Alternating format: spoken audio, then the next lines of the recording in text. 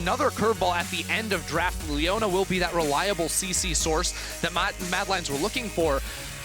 This Akali does change things up for G2. It indicates they put a little bit of chunk damage. Alyoya, however, will make his way top. Wonder's a little Oh, it's a flash in. I love it. There's no flash for Wonder. He's going to ignite. TP will put down the smoke screen, get rampaged. Oh, you can't see him. Wonder's running for his life. Ignite is available to him. He sidesteps the boulder, and Alyoya gets first blood. Oh, man. Mad Lions use that blast cone well, and Jankos is now making Jankos, he just walked over a ward, but he's still looking for the dive here. He's got the flash available, hops over, goes under the tower, tanks up the turret. Couple more autos from Caps, picks up the kill, and Jankos very powerful whenever those two junglers arrive in the same area. Also, you have to keep in mind the ability. We want to fight. Jankos wants this 3v3. He's so strong. There's the engage. The Shield of Daybreak locks up Kazi for a moment or two. Summon a heal and flash use Jankos. Reckless chases with the ultimate. Killer Instinct is used, and so is the Stormbringer. First kill is secured by Mad Lions. The Shockwave comes down, and Kaiser will be the next to follow. 2 quick kills to G2. Yeah, really good fight. Yeah, still Caps' roams hugely influential. We're going bot lane. Right, instant teleport into the bot lane tower. The Featherstorm comes up from Kazi. No flash available.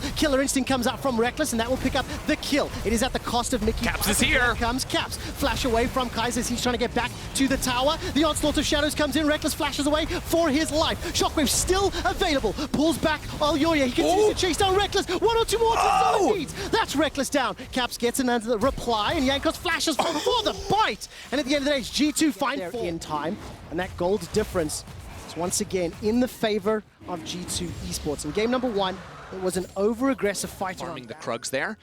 Of course, even with that super fed Kai'Sa, 4 is greater than 2, Trevor, and that will be the turret there for Karzi. I also think the focus on Dragons, and much earlier, is also another change from the 2 previous games. G2 already picking up 2 by 15 minutes. The third will spawn at 17. The 2 previous games, both teams really just conceded Dragons for one another. As the Solar Flare comes down, Zenith Blade will connect. Onslaught is available for Alyoya, and Wonder will just get rampaged to death. Is it at Humanoid's life, though? The Splitter comes down, and so much damage. It's Jankos that gets the killing blow, and they may end up trading towers. Yeah, it's a good counterattack in mid lane, especially to try and open up the map here for G2. Still, Wonder does fall topside. Now 0-2 on the Akali. He's got his Rift Makers. That's all right, but this is an investment in draft. This is not the game-changing Dragon that can buy themselves a few more minutes of gameplay, and this will give us the 20 picks to G2 that you know they've been looking for. Right now, Mad Lions set their sights on the mid tower with a minute until Killer Instinct you took off of G2. They have full control. You have to give this one up. G2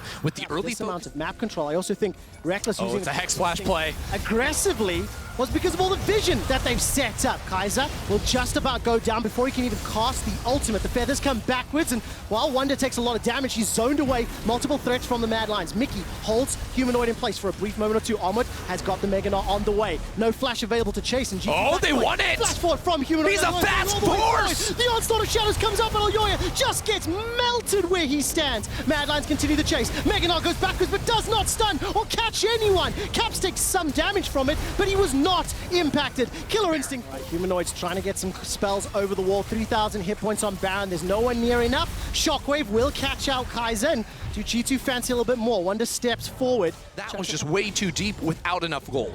And it all started with the Hex Flash over the wall. Mickey able to set that one up onto Kaiser. Chased down by the rest of G2. Come back here. Edgeline catches onto Armored. Shockwave pulls him backwards. The tower falls as well as he Mega Nars out. The tower will just be the victim of this skirmish, but that is all happening while Kazi is pushing the top lane. Yeah, Karzi's just solo pushing top lane again. Mad Lions can't really fight over these inner turrets, so it's a good idea to send a carry in both lanes here. Those are just going to barrage down these turrets. Mid lane, you can't do anything about it. You have to have the Victor to actually clear those away, so they do hold on to their bot lane inhib turret.